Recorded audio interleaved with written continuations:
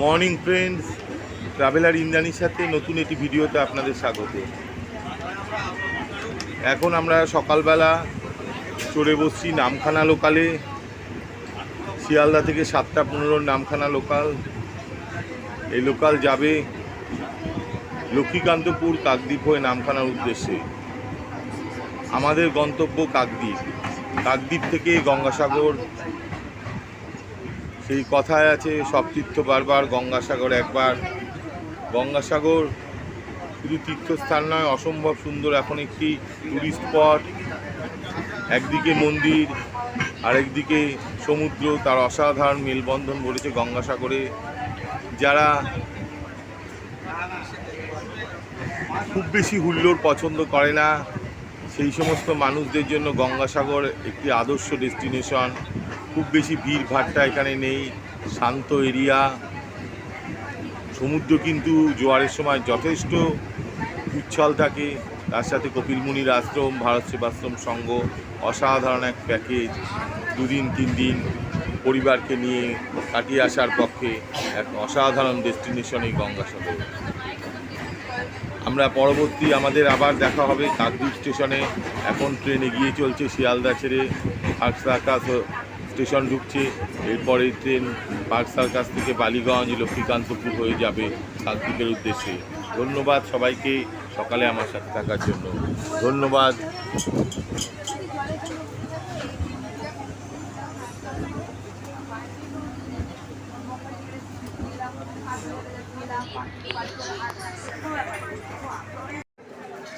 নমস্কার বন্ধুরা, লক্ষ্মীকান্তপুর স্টেশনে আপনাদের স্বাগত। এখন আমরা এসে পৌঁছেছি লক্ষ্মীকান্তপুর স্টেশন। কাকদ্বীপ যেতে গেলে শিয়ালদা থেকে লক্ষ্মীকান্তপুর একটি গুরুত্বপূর্ণ স্টেশন। এই স্টেশনে ক্রসিং হয়। এরপর থেকে রাস্তা কিন্তু সিঙ্গেল লাইন, এরপর আর কিন্তু ডবল লাইন নেই। ফলে এখানে ট্রেনকে বেশ কিছুক্ষণ ওয়েটিং করতে হয়। তবে যদি কখনো ইলেকট্রিফিকেশনের এই লাইন আবার ডবল লাইন হয়, তখন খুবই সুবিধা হবে সকলের পক্ষেই যাওয়া। আরও যাত্রাপথ 20-25 মিনিট কমে যাবে যে ওয়েটিংটা এখানে করতে হয়। লক্ষ্মীকান্তপুর একটি জমজমাট জায়গা, প্রচুর দোকানপাট, নানা রকম খাদ্য পসরা সাজিয়ে বসে আছে এখানে। সমস্ত দিকের যাত্রীরা রয়েছে। ট্রেনে এখনও যথেষ্ট ভিড়।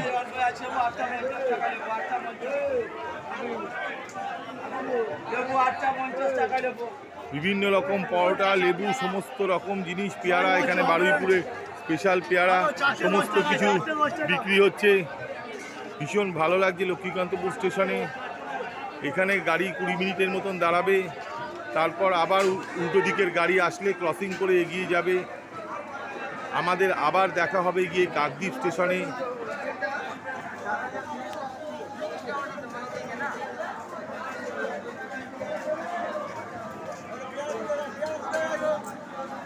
গঙ্গাসাগর কম খরচে সমুদ্র এবং তীর্থ একই সাথে ভ্রমণ করার এক অনাবিল জায়গা। শিয়ালদা থেকে লোকাল ট্রেনেই চলে যাওয়া যায় কাকদ্বীপ। তারপর গন্তব্যগুলো একের পর এক আপনাদের সামনে তুলে ধরব। যদি ভালো লাগে অবশ্যই আসবেন, ভীষণ ভালো আনন্দ পাবেন। এরকম সুন্দর একটি ধর্মীয় স্থান, এবং এখন ভীষণভাবে সেটা টুরিস্ট প্লেসও হয়ে গেছে। সব দিক দিয়ে ভাল লাগবে। ধন্যবাদ সবাইকে লক্ষ্মীকান্তপুর স্টেশন থেকে। এখন আমরা উপস্থিত হয়েছি লট নাম্বার 8-এ। সেখান থেকে এগিয়ে যাচ্ছি ভেসেল ধরে যাব কচুবেড়িয়ার উদ্দেশ্যে। এরপর আবার সেখান থেকে ম্যাজিক গাড়িতে যাওয়া। বিনা রিজার্ভেও পাবলিক ট্রান্সপোর্টেও কত আনন্দে ঘোরা যায় এই ভ্রমণ আপনাদেরকে নিশ্চয়ই তা দেখিয়ে দিয়ে যাবে। খুব সুন্দর জায়গা, বিশাল ভেসেল, বহু যাত্রী যায়। সকলেই দৌড়চ্ছে গিয়ে ভেসেলে একটা সিট ধরার জন্য। পাশে দেখুন কত সুন্দর ভিউ।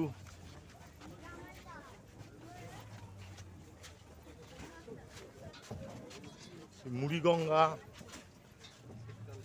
গঙ্গারই বিভিন্ন নাম বিভিন্ন জায়গায়। বিশাল ব্যাপ্তি, রৌদ্রোজ্জ্বল দিন, অনেকগুলি বোটও দাঁড়িয়ে রয়েছে সারভদ্রভাবে, তার মধ্যে দিয়ে সবাই ছুটে চলছে ভেসেলে একটি সিট নেবার জন্য। তা না হলে কিন্তু আধ ঘন্টার যাত্রাপথ পুরোটাই দাঁড়িয়ে দাঁড়িয়ে যেতে হবে। সেই যাত্রাপথের মাঝখানেও খুব সুন্দর কিছু শোভা, সেগুলো ছোট ছোট ভিডিওতে তুলে ধরবো, আশা করি ভাল লাগবে। বেড়াতে গেলে সব সময় যে প্রচুর অর্থের প্রাচুর্য লাগে তাই নয়, মানসিকতা লাগে। পাবলিক ট্রান্সপোর্টেও অনেক সময় অনেক আনন্দে বেড়ানো যায়, শুধু ইচ্ছাটা দরকার বেড়ানোর। সেইটা সব থেকে বড় জিনিস, যে বলে চড়ুই বেতি, সেই চড়ুই বেতি। এই যে ভেসেলের দিকে আমরা এগিয়ে যাচ্ছি, কিন্তু একটাও আর সিট পাবো বলে তো মনে হচ্ছে না। যাই হোক, গিয়ে দেখা যাক। ধন্যবাদ সবাইকে ভিডিওটি দেখার জন্য। ভেসেল যাত্রাপথের একটি ভিডিও তুলে ধরছি। কত সুন্দর দেখুন চারিদিক, অসাধারণ প্রাকৃতিক সৌন্দর্য। মাত্র 9 টাকায় এত বিরাট রাস্তা পার করে এই ভেসেল। আধা ঘন্টার রাস্তা, এ প্রান্ত থেকে ও প্রান্ত দেখা যায় না। শীতের সময় আসলে দেখা যায় প্রচুর পরিযায়ী পাখি এখানে ঘুরে বেড়ায়, খাবার দেয়, মানুষ খাবার খায়। এখনও দুটো একটা উড়ে বেড়াচ্ছে, আর একটু রাস্তায় বলে হয়তো আরও 2-4টি পাখি দেখা যাবে। আর শীতকালে তো থরে থরে পাখি এখানে আসে। ওই দূরে চলে গেছে লট নাম্বার 8, এখান থেকে আমাদের যাত্রাপথে শুরু হয়েছে, আর সামনে এগিয়ে চলছে কচুবেড়িয়ার দিকে এই যাত্রাপথ। অসাধারণ সুন্দর। ভেসেলে অগণিত লোক, বসার সিটের থেকে দাঁড়ানোর লোকের সংখ্যা প্রায় আরও 4 গুণ বেশি। তাও আজকে অনেকটাই ফাঁকা, ভাইফোঁটার দিন বলে।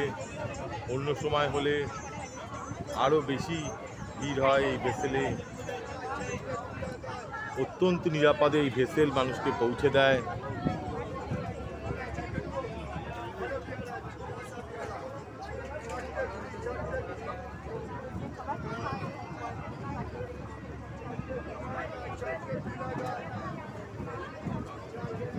খুব সুন্দর নদীবক্ষে ভ্রমণ নিশ্চয়ই আনন্দ দেবে। এই ট্যুরে ছোট ছোট আনন্দ নিয়ে নিতে হয় খুঁজে। সবসময় যে মানুষ বহু অর্থ ব্যয় করে বহু পথ দূরে যেতে পারে তা নয়, অনেক সময় কাছাকাছির মধ্যেও অনেক সৌন্দর্য লুকিয়ে থাকে। সেই সব সৌন্দর্য মানুষের মনের মণিকোঠায় থেকে যায়। এরকমই সুন্দর এই গঙ্গাসাগর যাত্রার পথ।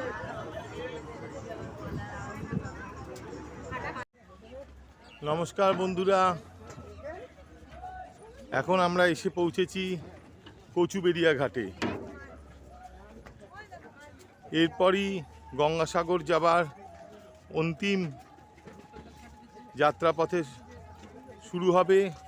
এখান থেকে ম্যাজিক গাড়ি একদম সোজা নিয়ে চলে যায় গঙ্গাসাগরের ধার অব্দি। ভেসেলে এসে পৌঁছালাম। দেখুন লেখা আছে welcome to Gangasagar PWD, government of West Bengal. প্রচুর যাত্রী এখানে রয়েছে, যারা কচুবেড়িয়া থেকে আবার লট নাম্বার 8-এর দিকে এগিয়ে যাবে। এখান থেকে আমরা ম্যাজিক গাড়ি ধরে রওনা দেব সোজা গঙ্গাসাগরের উদ্দেশ্যে।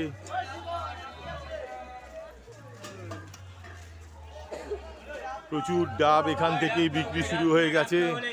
মনে হচ্ছে সমুদ্রের ধারের দিকে যেন ক্রমশ এগিয়ে যাচ্ছি। এখান থেকে গাদা গাদা ডাবের দোকান।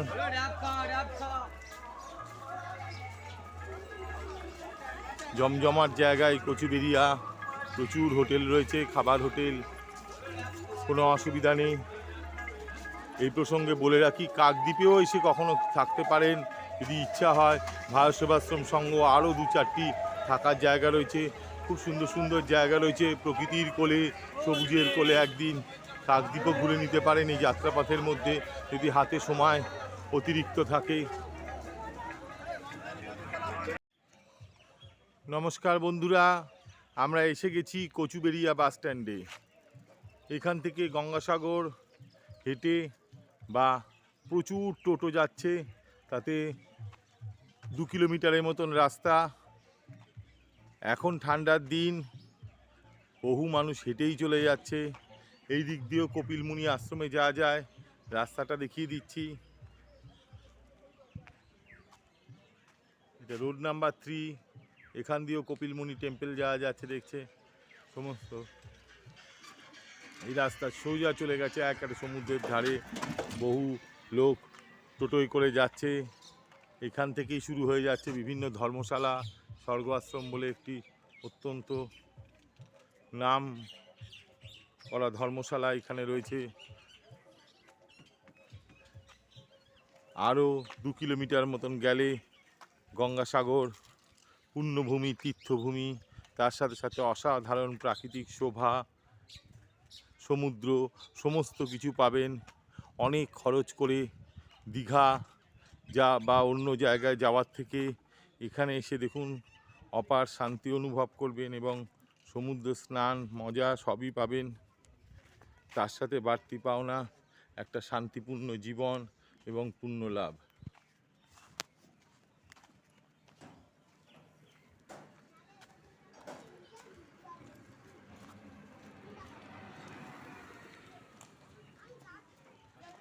টুকটুক পা এগিয়ে যাচ্ছি গঙ্গাসাগর মূল জায়গাটির দিকে।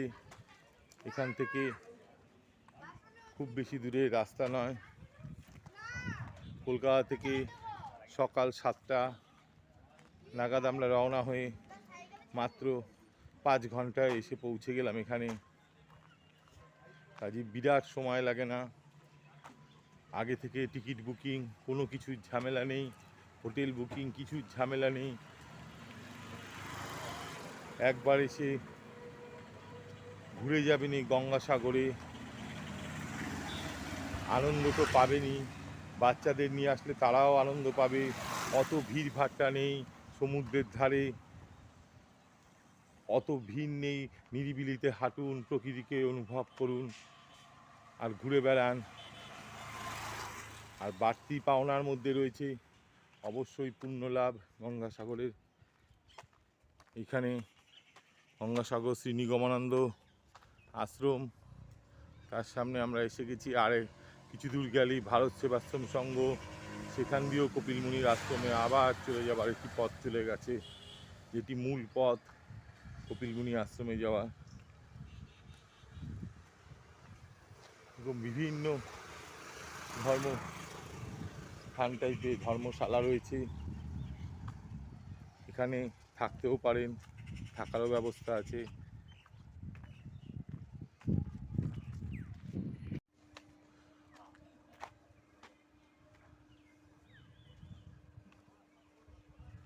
অবশেষে আমরা এসে পৌঁছালাম মূল গঙ্গাসাগর যে জায়গা, পুণ্যভূমি কপিলমুনির আশ্রম। একদম মূল গঙ্গাসাগর জায়গায় এসে পৌঁছালাম। এই দেখা যাচ্ছে কপিলমুনি আশ্রম যাবার রাস্তা, সার্কিট হাউস। এই যে রোড নাম্বার 2, এটা একদম সোজা চলে গেছে কপিলমুনির আশ্রম হয়ে সমুদ্রের দিকে। এই পথ দিয়ে অধিকাংশ যাত্রী যায়। এখান দিয়ে দেখুন স্ট্যান্ডের আগে এই অবধি বাস আসতো, বাস এখান থেকেই ছাড়তো, এখন বাস স্ট্যান্ড আগে করেছে। পকেটে যদি 1.5 থেকে 2,000 টাকা থাকে, নির্বিঘ্নে পরিবার নিয়ে বেরিয়ে চলে আসুন গঙ্গাসাগর। বিরাট কোনো খরচা নেই। কলকাতা থেকে ঘন্টা 5 রাস্তা। আগে টিকিট বুকিং করার কোনো ঝামেলা নেই, কিছু নেই। সোজা চলে আসুন, দারুণ আনন্দ পাবেন। 2 দিন ঘুরে চলে যান, সমুদ্র পাবেন, প্রকৃতি পাবেন, পুণ্যভূমি পাবেন। ব্যাস, আর কি চাই? এত সুন্দর জায়গা শুধুমাত্র তীর্থস্থানের জন্য নয়, গঙ্গাসাগর তার আকর্ষণ। এখন একটা যথেষ্ট উন্নত ট্যুরিস্ট স্পট হিসাবে। আজ থেকে 10-12 বছর আগেও আমি এখানে এসেছি, তখন এই গঙ্গাসাগরের সাথে এখন এর অনেক ফারাক। এমনকি 14-15 বছর আগেও যখন এসেছি তখন এখানে ইলেকট্রিফিকেশন ছিল না, রাত্রে 2 ঘন্টা আলো থাকতো। আর এখন একটা উন্নত শহরের মতোই হয়ে গেছে। প্রচুর হোটেল রয়েছে, সেগুলোতেও থাকতে পারেন। এছাড়া তো রয়েছে ভারত সেবাশ্রম সংঘ।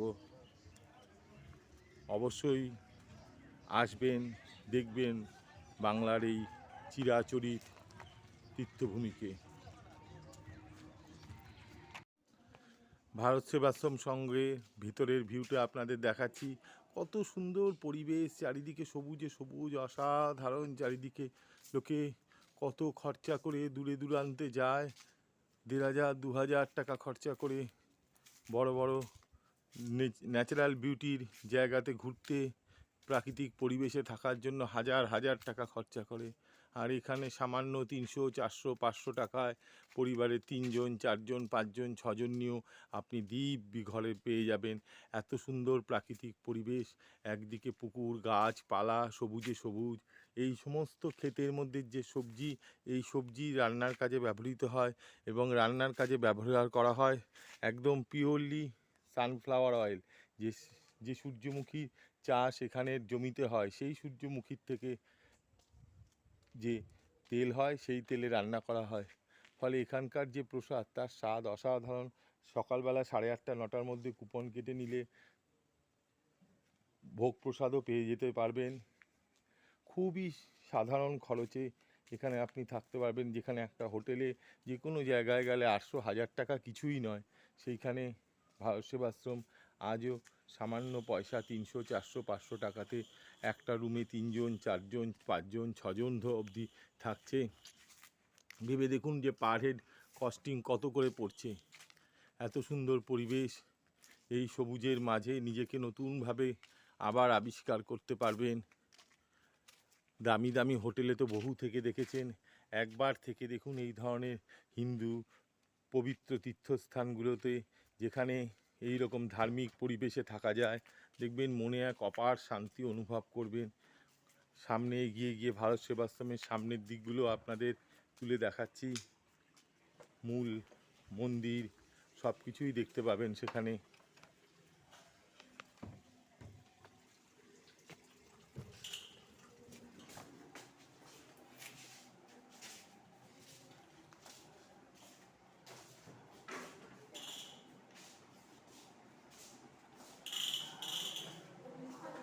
বিভিন্ন বাজেটের ঘর রয়েছে, কম বাজেটের, বেশি বাজেটের, সব রকমই ব্যবস্থা রয়েছে। যার যেমন সামর্থ্য সেরকম। দেখুন চাপাকলের মধ্যে খাবার জল পাওয়া যায়, অনেক ডিপ টিউবওয়েল।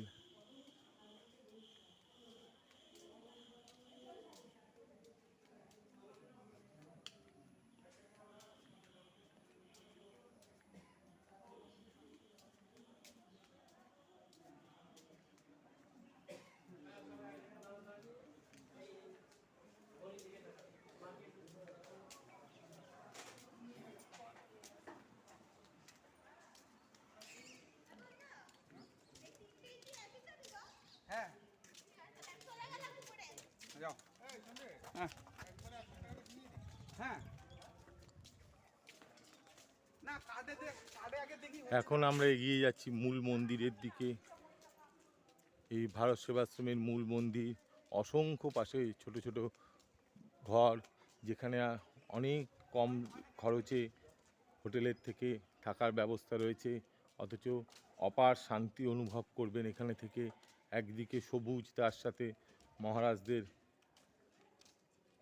ভীষণ শান্তিপূর্ণ ব্যবহার। এই মূল মন্দির, এখন তো মন্দির বন্ধ, যখন মন্দির খুলবে সেই সময় অবশ্যই দেখাবো। স্বামী প্রণবানন্দজি মহারাজের মূর্তি রয়েছে মন্দিরের ভেতর। ভীষণ যত্ন সহকারে তার পূজা আরতি সমস্ত কিছু হয়। হিন্দু তীর্থযাত্রীদের কাছে ভারত সেবাশ্রম এক অনাবিল আনন্দের স্থান। এত এত ঘর, তাও দেখা যায় বহু সময় একটি ঘরও খালি পড়ে থাকে না। তাহলে বুঝুন কি দুর্নিবার টানে মানুষ ছুটে আসে এই আশ্রমে, অথচ পাশে কত হোটেল, থাকার জায়গা, কত কিছু রয়েছে। কিন্তু ভারত সেবাশ্রমই তার ঐতিহ্য পরম্পরাকে নিয়ে সে যুগ যুগ ধরে দাঁড়িয়ে আছে। যেমন কলকাতায় আমরা এত ঠাকুর দেখলেও বাগবাজারের ঠাকুরকে আমরা কেউ ভুলতে পারি না। বাগবাজারই থাকে, যতই থিমের পুজো হোক আর যাই হোক না কেন। এবার নিয়ে যাচ্ছি যেখানে কুপনে খাওয়া দাওয়া হয় সেই ঘরটির দিকে।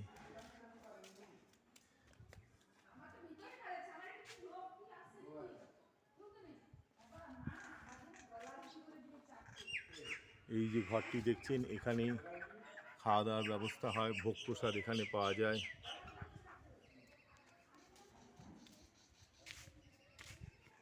একদিকে মানুষ আসছে, একদিকে মানুষ যাচ্ছে, একদল ঢুকছে, একদল বেরিয়ে যাচ্ছে। অসাধারণ সুন্দর জায়গায় ভারত সেবাশ্রম। হাজার হাজার লোক একই প্রতিষ্ঠানের নিচে থাকতে পারছে। অত্যন্ত যুক্তিসঙ্গত দক্ষিণা দিয়ে, যে পয়সায় হোটেল তো দূরের কথা, সাধারণ একটা ঘরও কোথাও পাওয়া যায় না। এইদিকে রয়েছে বাচ্চাদের সুন্দর ঢেকি, দোলনা। বাচ্চারাও অসাধারণ আনন্দ অনুভব করে এইখানে আসলে। চারিদিকের প্রকৃতি সবুজে সবুজ, তার মধ্যে এই ভারত সেবাশ্রম। এই যে ভারত সেবাশ্রমের লোগো আপনারা দেখতে পাচ্ছেন, মূল মন্দিরের প্রবেশদ্বার। বাংলায় লেখা ভারত সেবাশ্রম সংঘ, ইংরাজিতে লেখা ভারত সেবাশ্রম সংঘ, এবং ওই পাশে হিন্দিতে লেখা রয়েছে ভারত সেবাশ্রম সংঘ। অবশ্যই আসবেন গঙ্গাসাগর, এবং আসলে দুদিন থেকে দেখবেন ভারত সেবাশ্রমে, মনে অপার শান্তি অনুভব করবেন। দামি দামি হোটেলে অনেক থেকেছেন, বড় বড় হোমস্টে। আমিও অনেক পাহাড় পর্বত ঘুরেছি, সারা ভারতবর্ষ চরকি কেটে ঘুরেছি, কিন্তু ভারত সেবাশ্রমে আসলে এক অপার শান্তি অনুভব করি।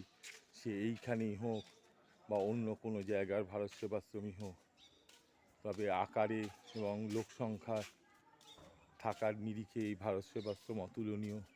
অবশ্যই আসবেন, থাকবেন, ভালো লাগবে। ধন্যবাদ সবাইকে সাথে থাকার জন্য। এখন আমরা দাঁড়িয়ে রয়েছি গঙ্গাসাগর সমুদ্রের ধারে। রাস্তা এখন পুরো পাল্টে গেছে। কপিল মুনির আশ্রমকে বাঁচানোর জন্য রাস্তা পুরো অন্য দিক দিয়ে হয়েছে, সমুদ্রে আসার রাস্তা। আগের পুরনো পথ দিয়ে আর নামা যায় না।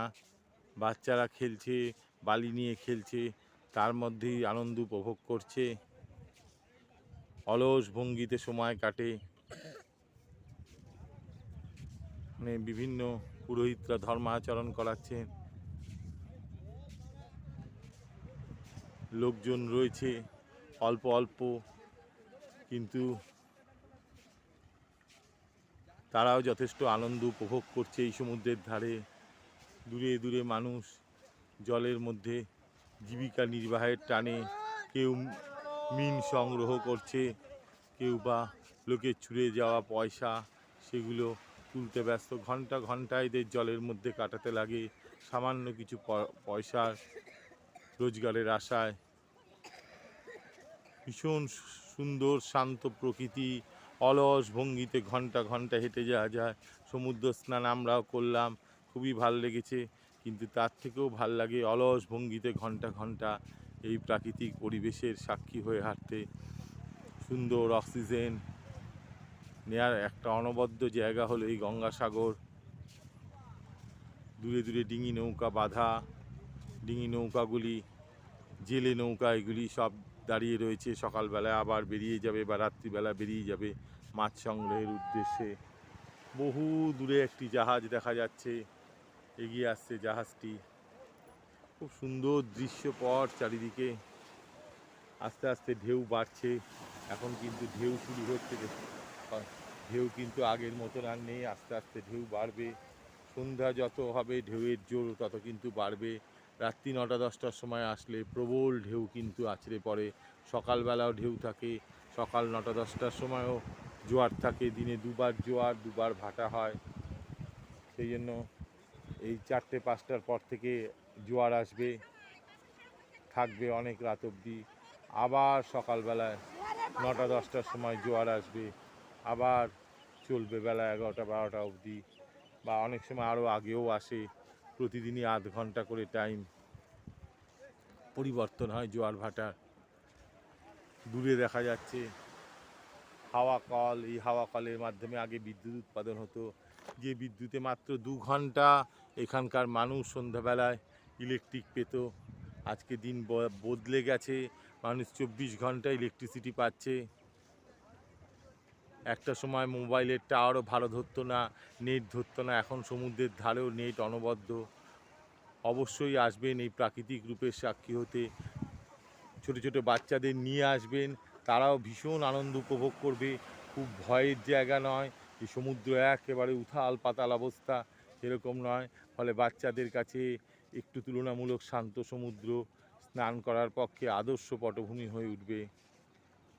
আপনাদের সকলকে এই সুন্দর পরিবেশে আমার সাথে থাকার জন্য আরও একবার ধন্যবাদ। অবশ্যই আসবেন। নমস্কার বন্ধুরা, এখন আমরা দাঁড়িয়ে আছি গঙ্গাসাগরে কপিল মুনির মন্দিরের সামনে। যে মন্দির তার অমোঘ আকর্ষণে প্রতি বছরই লক্ষ লক্ষ তীর্থযাত্রীকে টেনে আনে। শুধু মেলার সময় নয়, সারা বছর অসংখ্য ভক্ত সমাগম ঘটে এই মন্দিরে। ভীষণ জাগ্রত এই মন্দির। এই মন্দিরে একবার আসলে অনাবিল শান্তির স্বাদ পাবেন এবং নিজের মনস্কামনা অবশ্যই পূর্ণ হবে। তার সাথে পাবেন গঙ্গাসাগরের অসাধারণ প্রাকৃতিক শোভা। দেখছেন মন্দিরের সামনে কত পায়রা উড়ে বেড়াচ্ছে, ভীষণ সুন্দর লাগছে। এইদিকে রয়েছে জিডিবির বসার স্থান, মানুষের যারা আসলে তীর্থযাত্রীরা বিশ্রাম নিতে পারে তার জায়গা। এই পাশ দিয়ে রয়েছে বিভিন্ন রকম ছোট ছোট ঘর বানিয়ে দেয়া, যার মধ্যে সাধু বাবারা থাকতে পারেন। এই সাধু বাবাদের ঘরেদের দিকে এগিয়ে নিয়ে যাচ্ছি। দেখুন কত সুন্দর সাধু বাবাদের থাকার জায়গা বানিয়ে দিয়েছে, ফলে পুরো পরিবেশটাই হয়ে উঠেছে একটা পুরো ধর্মীয় পরিবেশ, যেখানে আসলে শুধু মন্দির নয়, অসংখ্য ভালো ভালো সাধুর আপনি দর্শন পাবেন, যারা জীবনে সব ছেড়ে ধর্মের রাস্তায় নিজেদেরকে নিয়োজিত করেছে। তারাও পারত আমার আপনার মতন সংসার জীবনকে বেছে নিয়ে একটা সুন্দর সংসারের পেতে, কিন্তু ধর্মের অমোঘ টান তাদেরকে টেনে নিয়ে এসছে। জীবনে সব ছেড়ে দিয়ে তারা আজকে ঈশ্বর চেতনায় নিজেদেরকে নিয়োজিত করেছে।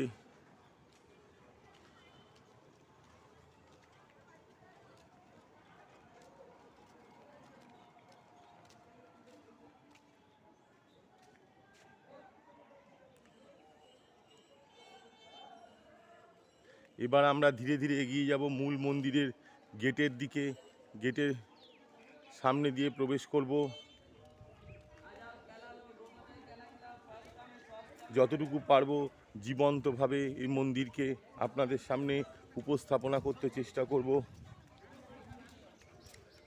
তবে মন্দিরের ভেতরে হয়তো মোবাইল নিয়ে সেভাবে কথা বলা যাবে না, তাও যেটুকু পারবো ছবি অবশ্যই তুলে ধরবো, যাতে এই মন্দির আপনাদের কাছে আরও আকর্ষণীয় হয়ে ওঠে। কিন্তু কত তীর্থযাত্রী আসছে কত দূর দূরান্ত থেকে, এরা কিন্তু কেউই বাঙালি নয়, বহু বাংলা থেকে দূরের বিভিন্ন রাজ্য থেকে আসছে মানুষ শুধু গঙ্গাসাগরের কপিল মুনির মন্দিরের টানে। এই কপিল মুনির আশ্রমই গঙ্গাসাগরকে চিনিয়েছে মানুষের কাছে। এই মূল বিগ্রহ, মূল মন্দির দেখুন, একদম সামনে থেকে কপিল মুনির মূর্তি পুজো হচ্ছে।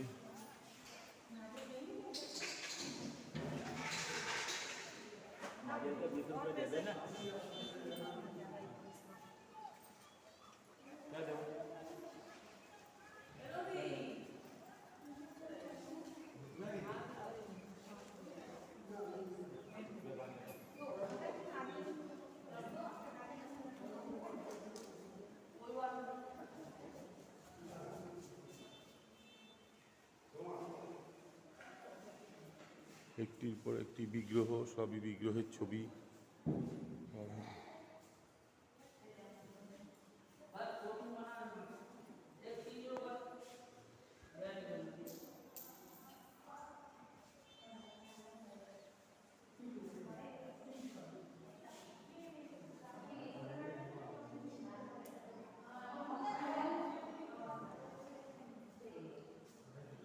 ছেলেও চুপ করে বসে আছে মাটিতে। মন্দিরের এমন টান, মানুষ শান্ত হয়ে যায়, দুরন্ত ছেলেও শান্ত হয়ে যায়।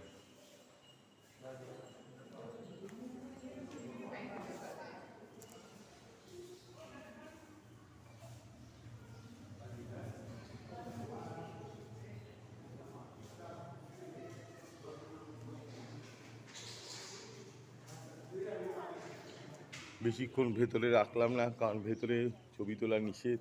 বাইরের প্রকৃতিটা দেখায় কত সুন্দর। এখানে সরোবর, কিছুর মধ্যে লুকিয়ে আছে এক অপার শান্তি এবং স্নিগ্ধতা। বহু দূরে দেখা যাচ্ছে হাওয়া কল, যার মাধ্যমে বিদ্যুৎ উৎপাদন হতো একসময় গঙ্গাসাগরে। সামনে সোজা এগিয়ে গেলে সমুদ্র, এই দূরে দেখা যাচ্ছে সমুদ্র, সমুদ্রের জল এখান থেকেই দেখা যাচ্ছে। অসাধারণ সুন্দর শোভাই গঙ্গাসাগরে, মনে অপার শান্তি অনুভব লাগে। 2-3 দিন অবশ্যই কাটিয়ে যাবেন এই সুন্দর জায়গায়। হয়তো বিরাট কোলাহল নেই, উল্লাস নেই, কিন্তু আছে শান্তি, স্নিগ্ধতা। যে শান্তির টানেই মানুষ ছুটে আসে, মানুষ জীবনে অনেক কিছু পায়, মানুষ শান্তির জন্য বিভিন্ন সংসার আর বিয়ের মধ্যে আনন্দ পাওয়া যেত। মানুষ অপূর্ণতা থাকে বলেই মানুষ এই ধরনের মন্দির বা এই ধরনের শান্তির স্থানে ঘুরে আসে। তাই অবশ্যই আসবেন, ভালো লাগবে, অন্যভাবে আবিষ্কার করবেন, দর্শন